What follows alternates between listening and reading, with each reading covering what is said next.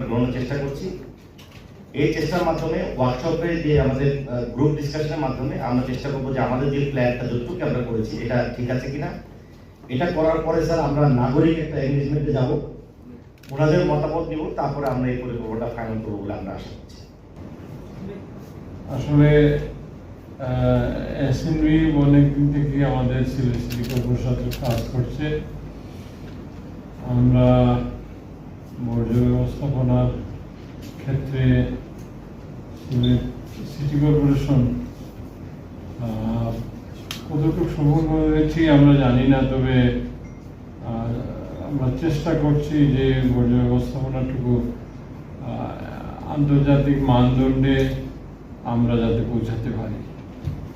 সম্প্রতি সময়ে দেশের মাননীয় প্রধানমন্ত্রী সিলেট সফর করে গেছেন গত 2 তারিখে।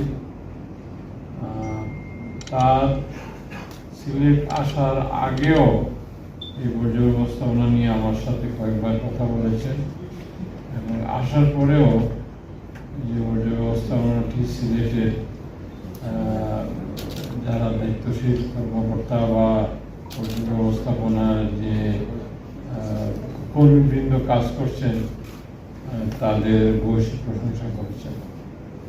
তাছাড়া এই বর্জ্য থেকে বাই প্রোডাক্ট আমরা কি করতে পারি সেই ব্যাপারে ফিজিবিলিটি স্টাডি করে যাতে আমরা এই বর্জ্যকে কাজে লাগাতে পারি এবং যেটা মানুষের কল্যাণে বা মানুষের উপকারে আসে সেই ব্যাপারে মাননীয় প্রধানমন্ত্রী তার দৃষ্টিভঙ্গি